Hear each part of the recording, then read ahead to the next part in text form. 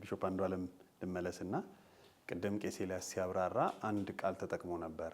ይህ ሰው የሚለውን ገላጭ ቃል ሲጠቀም ከእግዚአብሔር ዘንድ ለእናንተ የተገለጠ ሰው ነበር የሚለውን ሐዋርያት ሥራ ምዕራፍ 2 ቁጥር 22 ትልቁ ቤተክርስቲያንም የተመሰረተችበት ስብከት ላይ ሐዋርያው ጴጥሮስ በዛ በበዓለ ሃምሳ በሰበከው ስብከት ላይ የተጠቀሰ ቃል ከእግዚአብሔር ዘንድ ለእናንተ የተገለጠ ሰው የሚለው ኢየሱስ ክርስቶስ በስጋ ከመምጣቱ በፊት ወይም ደግሞ እግዚአብሔር በስጋ ከመገለጡ በፊት ከተነገሩት ታላላቅ ትንቢቶች ውስጥ አንዱ ኢሳይያስ ምዕራፍ 59 ቁጥር 16 ነው። ያው በጣም ከ16 ጀምሮ ስናነበው እግዚአብሔርም አየ፣ ፍርድም ስለሌለ ተከፋ፣ ሰውም እንደሌለ አየ ነው።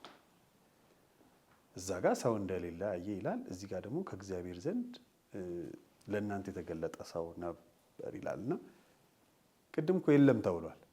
ብሉይ ኪዳን ላይ ሰው የለም ተብሏል። አሁን ደግሞ የተገለጠ ሰው ተብሏል እና ይሄ ሰው ከየት መጣ? ምን ማለትስ ነው? ትርጉሙስ ምንድን ነው? እሺ አመሰግናለሁ። አሁንም ወንድም ወሰነ ይሄ ጥያቄ እንግዲህ በከፊል ቄስ ኤልያስ አብራርቷል። በጣም እግዚአብሔር ይባርክ። ቄስ ኤልያስም በጣም ጥሩ ትንታኔ ነው የሰጠው እንዳልከው። እንግዲህ ጥያቄህን እንደተረዳሁት በኢሳይያስ 59 ቁጥር 16 ላይ እግዚአብሔር ሰውም እንደሌለ አየ ይላል። አዲስ ኪዳን ጋር መጥቶ ደግሞ በሐዋርያት ሥራ ምዕራፍ 2 ቁጥር 22 ላይ ስለ ክርስቶስ ሲናገር ከእግዚአብሔር ዘንድ ለእናንተ የተገለጠ ሰው ነበረ ይላል። ሰው እንደሌለ አየ ይላል እዛ ጋር፣ እዚህ ደግሞ ሰው ተገለጠ ይላልና ሁለቱ እንዴት ይታረቃሉ? የሚቃረኑም የሚመስል አይነት ነገር ጭምር አለበት ውስጡ። እንግዲህ ጥያቄን በትክክል ከተረዳው እንግዲህ እንደው ነገር ይሄ ትልቅ የከበረ ነገር ነው የምንነጋገር ያለ ነው። ይሄን በተለይ ሰውም እንደሌለ አየ የሚለውን ቃል ሳስብ አንድ ምሳሌ አእምሮዬ ላይ ስለመጣ በሰውኛ በሰው ነገር ሲነገር እንደው ለመግለጽ ሊረዳ ይችላል በሚል ነው ይሄንን ባስታውስ። ምናልባት በብዛት የሚታወቅ ምሳሌ ይመስለኛል። አንድ አባባል የሰማሁት እንደኔም እናንተም ሌሎችም ብዙ የሰሙ ሊኖሩ ይችላሉ። ይሄንን በድሮ ጊዜ በጣም ከክርስቶስ ልደት በፊት የነበረ አንድ ታዋቂ የግሪክ ፈላስፋ አለው የሚባል ነገር የሰማሁት አለ። ያ ሰው በጠራራ ፀሐይ ባትሪ አብርቶ ገበያ ውስጥ ሲዞር ሰዎች አይተውት ግራ ያጋባል። ጠራራ ፀሐይ ነው፣ ገበያ ውስጥ ነው፣ በጣም ብዙ ሰው አለ። ባትሪ አብርቶ ሲሄድ ግራም ያጋባ ስለሆነ ሰዎች ምን እየሆንክ ነው? ምን እያረክ ነው? ብለው ሲጠይቁት ሰው እየፈለኩ ነው አለ የሚባል አባባል አለ። ይሄ አሁን ከምንነጋገረው ጋር የሚወዳደር ነገር አይደለም፣ በጣም ይለያያል። ግን ሰው በሰው ደረጃ እንኳን ፈላስፎች እንግዲህ ብዙ ጊዜ የህይወት ጥያቄ ያለባቸው፣ ብዙ የህይወት እንቆቅልሽ ያለባቸው፣ ብዙ ጥሩ ነገር ብለው የሚሉትን ነገር የሚፈልጉ አይነት ናቸውና በሱ ቋንቋ በሱ ልክ በሰው ልክ እንኳን ጥሩ የሚለውን ሰው ፈልጎ እንዳጣ በዛ አይነት መንገድ የገለጸበት ሁኔታ አለ እና ወደ እግዚአብሔር ሲመጣ ሰውም እንደሌለ አየ የሚለው እግዚአብሔር የሚፈልገው ሰው የተለየ ነው። ቅድም በቄስ ኤልያስ የተብራራ አለ። እዛ ኢሳይያስ ምዕራፍ 59 ላይ ሙሉ ምዕራፉ ሲታይ ትልቅ የፍጥረታዊው ሰው ጩኸት ነው ያለው። አንድ በደል ኃጢአት የሚባል ነገር በእግዚአብሔርና በሰዎች መካከል ገብቶ በደል እግዚአብሔርንና ሰውን እንደለየ፣ በቃ ፈጽሞ ሰው ወደ እግዚአብሔር ሊቀርብ እንዳልቻለ የሚል ነው። እስከ ቁጥር 15 ድረስ ከአንድ ጀምሮ የሚዘረዝረው እንደሱ አይነት ነገር ነው። ስለዚህ እግዚአብሔር የፈለገው ሰው በእግዚአብሔርና በጠፋው ዓለም መካከል መግባት የሚችል፣ የእግዚአብሔርን ጽድቅ መፈጸም የሚችል፣ የእግዚአብሔርን ማዳን መፈጸም የሚችል፣ ማስታረቅ የሚችል፣ መካከለኛ መሆን የሚችል ብዙ ነገሮች አሉ። የኃጢአትን ኃይል መሻር የሚችል፣ የዲያብሎስን ስራ ማፍረስ የሚችል ሰው ሰውን ከእግዚአብሔር ጋር የሚያስማማ ወይም የሚያገናኝ የሚያስታርቅ አይነት ሰው ነው የፈለገው። ያንን ሰው ነው እግዚአብሔር ያጣው ማለት ነው። ያ ሰው ከፍጥረታዊ ሰው መሃል የለም፣ ሊኖርም አይችልም። ስለዚህ እንደሱ አይነት ሰው ከፍጥረታዊ ሰው መሃል ስለሌለ ስላልተገኘ እዛው ኢሳይያስ ምዕራፍ 59 ላይ የገዛ ክንዱ መድኃኒት አመጣለት የሚል አለ። ስለዚህ የገዛ የእግዚአብሔር ክንዱ ነው መድኃኒት ያመጣው። ያ መድኃኒት ነው አሁን አዲስ ኪዳን ላይ ክርስቶስ ጌታ የሆነ ተወልዶላችኋል። ቅድም ቄስ ኤልያስም ሲያብራራው እንደነበረው ያ ሰው ነው የእግዚአብሔር ያዘጋጀው ሰው፣ ቃል ሥጋ የሆነው ሰው መድኃኒት የተባለው እሱ ነውና ሐዋርያት ሥራ ምዕራፍ 2 ቁጥር 22 ላይ ከእግዚአብሔር ዘንድ ለእናንተ የተገለጠ ሰው ነበረ የተባለው የዛ አይነቱ ሰው ነው። እግዚአብሔር ያዘጋጀው ሰው ነው። ከፍጥረታዊ ሰው መሃል የሚቆጠር ሰው አይደለም። ስለዚህ እንዳውም እነዚህ ሁለቱ ቃሎች የሚቃረኑ ሳይሆን በትክክል ስናየው ኢሳይያስ 59:16 ላይ እግዚአብሔር የሚፈልገው ሰው መጥፋቱን ነው የሚያሳየው። ሐዋርያት ሥራ ምዕራፍ 2:22 ላይ ያ ሰው ተገኘ ማለት ነው። ያ ሰው እግዚአብሔር ያዘጋጀው ሰው መሆኑን ነው። ስለዚህ ሁለቱ ቃሎች የሚጋጩ ሳይሆን ሐዋርያት ሥራ 2:22ቱ የኢሳይያስ 59:16 ፍጻሜ ነው ማለት ይቻላል። ከዛ በተረፈ ቅድም ወንድም ኤልያስ በደንብ አድርጎ ስላብራራቸው ይሄኛው ሰው በሐዋርያት ሥራ 2:22 ላይ የተጠቀሰው ሰው ስለ ክርስቶስ የተጠቀሰው ሰው በጣም የተለየ ሰው ነው። ቅድም በዝርዝር ስለተብራራ እዛ ውስጥ ብዙ ባልሄድ ጊዜ ባልወስድ ጥሩ ይመስለኛል። እንግዲህ ስለዚህ ሰው እግዚአብሔር ስላዘጋጀው ወይም ከእግዚአብሔር ዘንድ ለእናንተ የተገለጠ ሰው ስለተባለው ሰው ቅድም ወንድም ኤልያስ ያልጠቀሰው በመጽሐፍ ቅዱስ ውስጥ የተጻፈ አለ። በጣም ነው የሚገርመው። በደንብ ማስተዋል እግዚአብሔር ቢረዳ በጣም ጥሩ ነው ይሄ ነገር። ያንን ሰው የሚያውቀው እግዚአብሔር ብቻ ነው። አብ ብቻ የሚያውቀው ሰው ተብሎ ተጽፏል። የት ጋር ተጽፏል ብለን ካል በማቴዎስ ወንጌል ምዕራፍ 11 ቁጥር 27 እና በሉቃስ ወንጌል ምዕራፍ 10 ቁጥር 22 ላይ ተመሳሳይ ቃሎች ተጠቅሰዋል። ምን የሚል ቃል ነው? ከአብ በቀር ወልድን የሚያውቅ የለም። እንግዲህ ይሄ እግዚአብሔር ያዘጋጀው ሰው የሚባለው ወልድ ነው። ከአብ በቀር ወልድን የሚያውቅ የለም። ከወልድም በቀር ወልድም ሊገለጥለት ከሚፈቅድ በቀር አብን የሚያውቅ የለም። በሉቃሱ ላይ ደግሞ ሲናገር ከአብ በቀር ወልድን የሚያውቅ የለም፣ ከወልድም በቀር ወልድም ሊገልጥለት ከሚፈቅድ በቀር አብን የሚያውቅ የለም ይላል። ይሄ በጣም በጣም ትልቅ ቃል ነው። እግዚአብሔርን ማወቅ ለሚፈልግ ሰው ብቸኛ መንገድ ተደርጎ የተቀመጠው ልጁ ነው፣ ወልድ ነው። ወልድ ካልገለጠ በስተቀር አብን ማወቅ አይቻልም። ከአብ በቀር ደግሞ ወልድን የሚያውቅ የለም። ስለዚህ እግዚአብሔር የሰጠን መገለጫ መንገዱ ይሄ ሁለተኛው ሰው ነው። ሁለተኛው ሰው ስሙት ብሎ ሲል የነበረው በወንጌል መልእክቶች ላይ ለዛ ነው።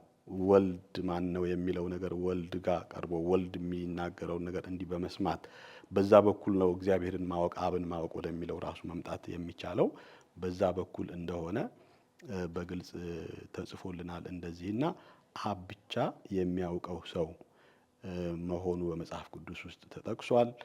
እንግዲህ ከዚህ ሰው ጋር አሁን አንተ ጥያቄውን ያነሳህበትን የመጽሐፍ ቅዱስ ክፍል ሙሉ ስናየው ከዚህ እግዚአብሔር ካዘጋጀው ሰው ጋር ተያይዞ የተጠቀሱ ነገሮች በጣም ትልልቅ ነገሮች ናቸው።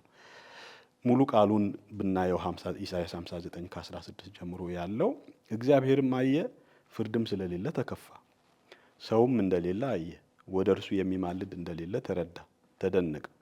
ስለዚህ የገዛ ክንዱ መድኃኒት አመጣለት፣ ጽድቁም አገዘው። ጽድቅንም እንደ ጥሩር ለበሰ፣ በራሱም ላይ የማዳንን ራስ ቁር አደረገ። የበቀልንም ልብስ ለበሰ፣ በቅንዓትም መጎናጸፊያ ተጎናጸፈ።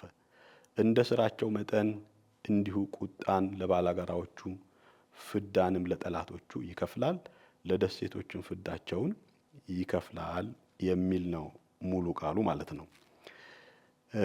ይህ ትንቢት ወደ ክርስቶስ ወደ አዲሱ ሰው ከእግዚአብሔር ዘንድ ለእናንተ የተዘጋጀ ሰው ብለህ ጥያቄ ላይ ያነሳኸው ሰው ወደሱ የሚያመለክት ትንቢት ነው ይሄ ትንቢት።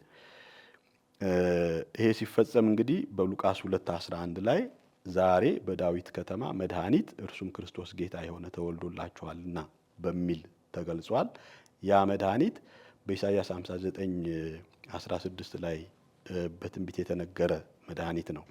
ይሄ አዲሱ ሰው ክርስቶስ የመስዋዕት በግ የማዳን ልብስ ብቻ ሳይሆን በማዳኑ በኩል ብቻ ሳይሆን ለእግዚአብሔር የበቀል ልብስና የቅናት መጎናጸፊያ መሆኑም ጭምር ነው የተገለጸው። ስለዚህ እግዚአብሔር ጠላትን የሚበቀልበት ሰውም ነው።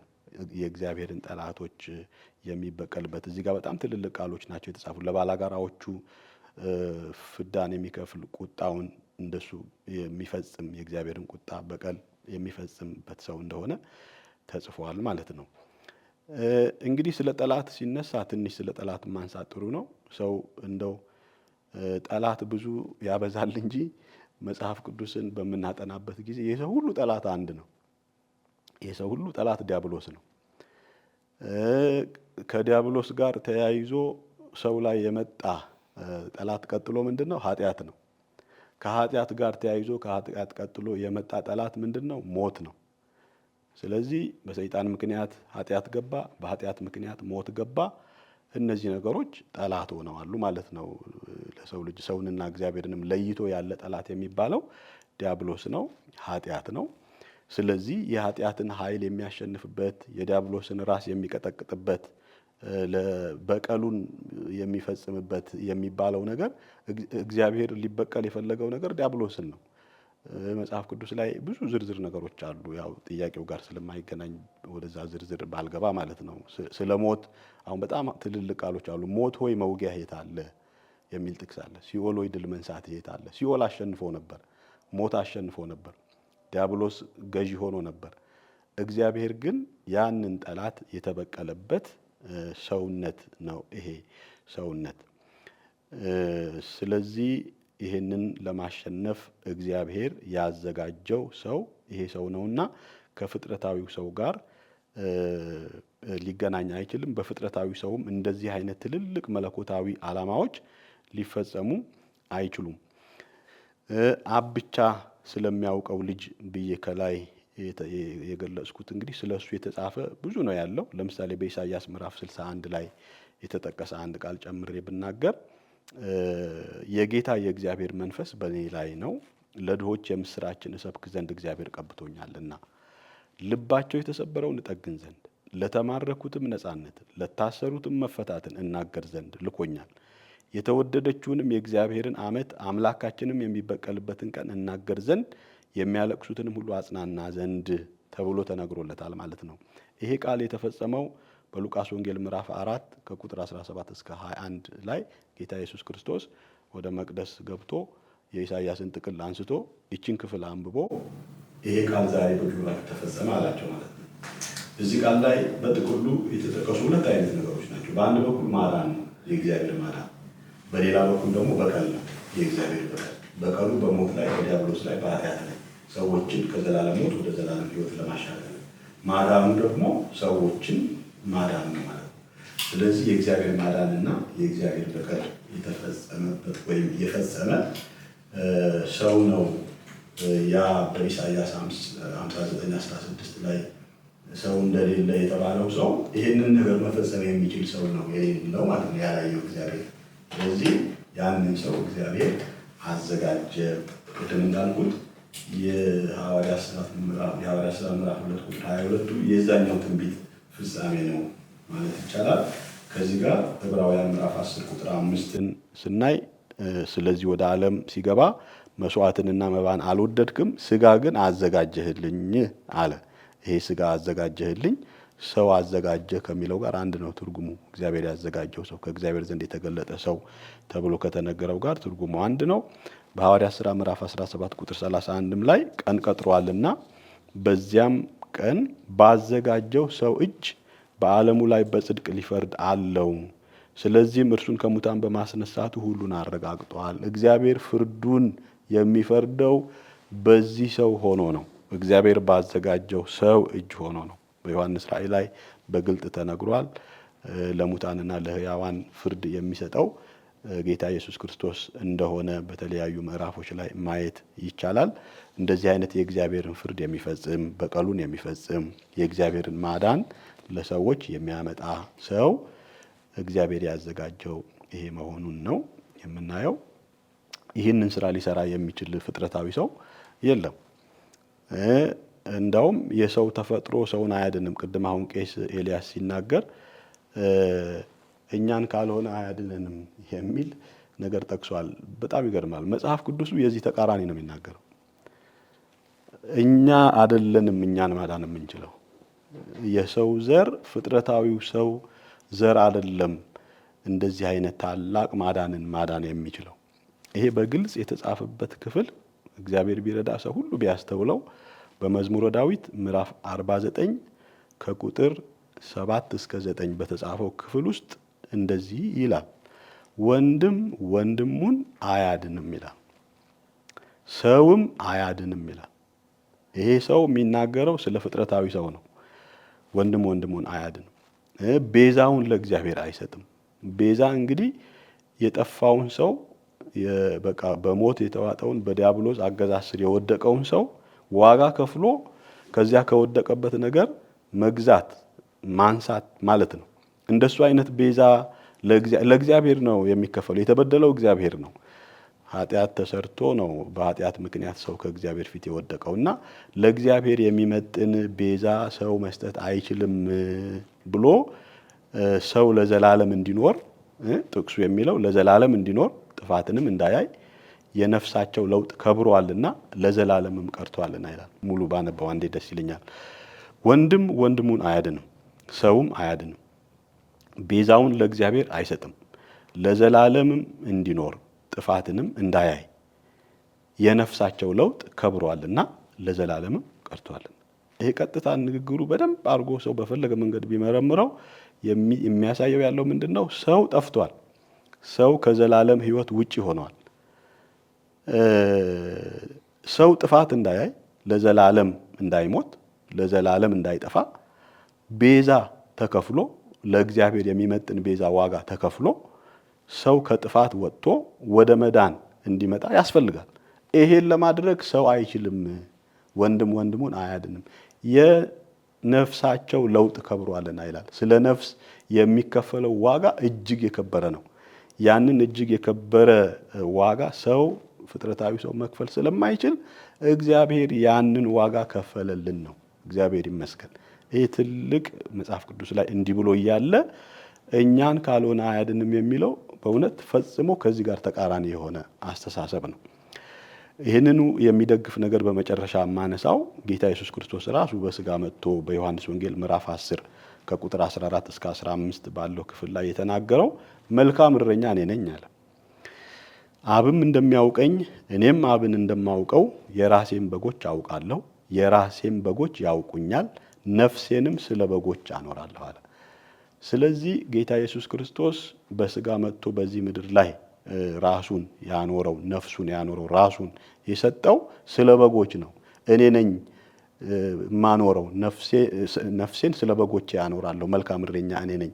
የጠፉትን በጎች ወደ ራሱ ሰብስቦ መልካም እረኛ ሆኖ ማኖር የሚችል እሱ ብቻ እንደሆነ ነው የእግዚአብሔር ቃል የሚናገረው የሚል እንግዲህ የእግዚአብሔር ቃል ይሄንን ነው የሚነግረን። እንግዲህ ሙሉ ከመለስኩ አላቅም። በጣም ጥሩ ተብራርቷል። ምናልባት ወደ ፊሲሊያስ የምትጨምረው ነገር ይኖራል? መልካም። በጣም ደስ የሚል ውይይት እያደረግን ያለ ነው። እኔ ብዙ እየተማርኩ ነው በምሰማው ነገር። ትንሽ ቢሾፕ አንዱዓለም ላይ ጣል አድርጌ የምጨምረው ነገር አለኝ። የተናገሩት ነገር ላይ ይሄ አብ የሚያውቀው ሰው ሲባል ታዲያ እንደዚህ ተሰብስባችሁ የምታወሩት እናንተ ምን አውቃችሁ ነው ብሎ ወዲያው የሰው አእምሮ ይጠይቃል። እና እዛች ላይ ትንሽ ልናገርና እንግዲህ አብ የሚያውቀው የሰው አይነትን ለማግኘት በቃ ከአብ መስማት ግዴታ ነው። ከአብ የሰማ የተማረም ወደ እኔ ይመጣላል። ስለዚህ የግድ ይሄ ምን አይነት ሰው ነው የሚለውን እውቀት የሚመጣው እግዚአብሔር የዚህን ሰው ሚስጥር ሲገልጥልን ነው እና አብ የሚያውቀውን ሰው ሲያብራራልን በጣም ደስ የሚል ምሳሌም ላንሳ። አሁንም መልሼ ያ ዮሐንስ አጥማቂው ዮሐንስ በጣም ተወዳጅ ሰው ነው። ፊት ለፊት ነው የሚናገረው፣ ችግር የለበትም። እና እንግዲህ መልአኩ እንኳን መጥቶ ዘመድሽ ኤልሳቤጥ ብሏል። ማርያም እና ኤልሳቤጥ ቅድስት ማርያም እና ኤልሳቤጥ ዘመድ እንደሆኑ መልአክ ሁሉ ያውቃል። ሀገር ያወቀው ሚስጥር ነው። የሚተዋወቁበት ነገር ይኖራል ብለን ነው የምናስበው። ነገር ግን አገልግሎት ሲጀምር ዮሐንስ አላውቀውም አለ 3 ዮሐንስ ወንጌል ላይ እኔ አላውቀውም ነበር፣ አላውቀውም አለ። እኔ የማላውቀው ሰው በመካከላችሁ ቆሟል አለ። አላውቀውም አለ። ይሄ የዝምድና ጉዳይ አይደለም። ይሄ አብ ለዮሐንስ ለራሱ አብ መንገር ስለነበረበት መንፈስ ሲወርድበትና እኔ አዝናለሁ። ይህንን ቦታ ሌላ ትምህርት ለማስተማር ሰዎች ተጠቀሙበት። ሰማይ ተከፍቶ ያ ድምፅ መጥቶ መንፈስ ቅዱስ እንደ ርግብ ወርዶ የዚህ ሁሉ ውጤቱ አምላክ 2 እና 3 አካል እንዳለው ለማሳየት አይደለም። እችን አብ የሚያውቀውን ሰው ለማሳየት እግዚአብሔር ለዮሐንስ የሰጠው ነው። ሌላም ማንም ሰውም አላገኘም። እግዚአብሔር ከሰማይ የሰጠው ምስክርነት ተብሎ ነው የመጽሐፍ ቅዱስ ዮሐንስ ወንጌል ላይ የተቀመጠው። አልሰማችሁም አላያችሁም ተባሉ እነሱ። ዮሐንስ ግን አይቷል ተባለ። አይቷል ሰምቷል ተባለ እና አላቆም ይላል 3 የዮሐንስ ወንጌል ላይ ምዕራፍ 1 ላይ ነገር ግን አለ መንፈስ ሲወርድበትና ሲኖርበት የምታየው ምልክት ተሰጥቶት እርሱ ነው አለው። ስለዚህ ዮሐንስ ያንን ራእይ እንዳየ የዓለምን ኃጢአት የሚያስወግድ የእግዚአብሔር ልጅ ያለው በዘመድ አይደለም፣ በመገለጥ ነው፣ በምልክት ነው፣ አብ ጠቁሞት ነው። ስለዚህ ይሄ ከሴቶች ከተወለዱት እንደ ዮሐንስ መጥምቁ አይነት ሰው አልተነሳም የተባሉ ከነቢያት ትልቁ የሆነው እንኳን ከአብ መገለጥን ድምፅን። ስለዚህ በተለያዩ ሁኔታዎች እነሆ ልጄ በእርሱ ደስ የሚለኝ የምወደው ልጄ የሚሉ ምስክርነቶች ጴጥሮስም ከገናናው ክብር ብሎ የገለጸው የእርሱን ግርማ አይተን ነው እንጂ በብልሃት የተፈጠረ ተረት ተከትለን አይደለም የሚል ያ ድምፅ በመጣ ጊዜ እኛ በቅዱስ ተራራ ነበርን ብሎ እነ ጴጥሮስም ከአብ የሰሙና የተማሩ ነበሩ። ስለዚህ ይህንን ሰው እናንተስ በምን አወቃችሁ ብንባል እዚህ ጋር ስለዚህ ሰው በስፋት እያወራን ስለሆነ በምን አወቃችሁ ብንባል ከአብ ሰምተን ነው። አባቶ ፈቃድህ እንደዚህ ሆኗል ከህፃናትና ምንድን ነው ከጥበበኞችና ከአስተዋዮች ሰውረህ ለህፃናት ይህንን ስለገለጥክላቸው አመሰግናለሁ ብሎ ሐሴት አደረገ። ምንድን ነው የተገለጠላቸው? በጣም ይህንን ነገር እንትን ማለት ይጠይቃል። እና ወደሚጨምረው ነገር ስመለስ የክርስቶስ ሰው ሆኖ መምጣት አሁን የተጠየቀበት ከሐዋርያት ሥራ 2 ጋር የተጠየቀበት ነገር የተራ ሰው መምጣት አይደለም፣ የኃያልና የጀግና ሰው መምጣት ነው። በቃ ተራ ሰው ማይሰራውን ስራ ነው ክርስቶስ የሰራው። ይህንን ነው አሁን ቢሾፕ አንዱዓለም ለጥያቄ በቀረበላቸው በዚህ በኢሳይያስ 59 ላይ የተቀመጠው ምንድን ነው? እግዚአብሔር ሰው እንደሌለ አየ የሚለው ቦታ ላይ መቼም ኢሳይያስ አለ ቢያንስ ይህንን የሚጽፈው ሰውዬ መቼም እሱ ሌላ ነገር አይደለም፣ ሌላ ፍጥረት አይደለም፣ ልዩ ፍጥረት አይደለም። መቼም ሰው ነኝ ብሎ ነው እሱ የተቀመጠው። ግን እዛ ቦታ ላይ የጠፋው ሰው ኢሽ በሚል የዕብራይስጥ ቃል የተቀመጠ እግዚአብሔር የሚፈልገውን ዓላማ የሚሰራለት ኃያል ሰውን የሚፈልግበትን ሁኔታ ነው የሚያሳየው እና የኃያል ሰው መምጣት ነው። ስለዚህ ይህንን የኃያል ሰው መምጣት መጽሐፍ ቅዱስ ላይ በአዲሱ ሰው መምጣት ነው የተነገረው። እንግዲህ አሁን የኔ ባልንጀራ የሚለው ቅድም ያነበብኩት ጥቅስ ባልንጀራ የሆነ ሰው የሚለው አብ የተቀመጠበትንም አግባብ ቫሊያንት፣ ጀግና፣ ስትሮንግ፣ ማይቲ ማን የሚል ነው እና በጣም በሚገርም ሁኔታ ይሄ ሰው ማለት ሰው ነው። መጽሐፍ ቅዱስ ሰው የሆነ ክርስቶስ ነው ያለው። ነገር ግን ምን አይነት ሰው ነው? ምንጩ ከመለኮት ጋር ብቻ የሚገናኝ የሰው አይነት ነው። እግዚአብሔር ሊገለጥበት መዳንን ሊገልጥበት የፈቀደው ሰው ነው። ይህ ሰው የእግዚአብሔር ሐሳቡንና ዓላማውን የመፈጸም ብቃት ያለው መሆኑን እርሱ እግዚአብሔር ሰው ብሎ በሚጠራው ደረጃ ላይ ደርሶ አገኘው የሚለው ነው። ከእግዚአብሔር ዘንድ የተገለጠ ሰው ማለት ይሄ ነው። እኛ ያቀረብናቸው ሰዎች በሙሉ የወደቁ ናቸው። በነገራችን ላይ ኢዮብ 9ና 10 ማንበብ በቂ ነው። መጽሐፍ ቅዱስም ከአንደኛው የኢዮብ መጽሐፍ ጀምሮ ኢዮብን ፍጹም፣ ንጹሕ፣ ጻድቅ ብሎ መስክሮለታል። በሰው ደረጃ እንደዚህ ሆነው የቀረቡ እግዚአብሔር ራሱ ከሰው መካከል አይቶ እነዚህ ጻድቃን ሰዎች ቢኖሩ ብሎ ከጠቀሳቸው መካከል አንዱ ኢዮብ ነው። ኢዮብና ዳንኤል ተብሎ ነው የተጠቀሰው። ያ ሁሉ ነገር እያለ ሆኖ ግን መካከለኛ መሆን እንደማይችሉ ኢዮብ ራሱ በዚህ ደረጃ እየተጠቀሰ ምን አለ መካከላችን የሚገባ በተገኘ ይላል። ያንን እግዚአብሔር የሚፈልገውን መስፈርት አያሟላም። ራሱ ማሸነፍ አልቻለም። ሰይጣንና እግዚአብሔር በተነጋገሩት ቅርቃር ውስጥ ገብቶ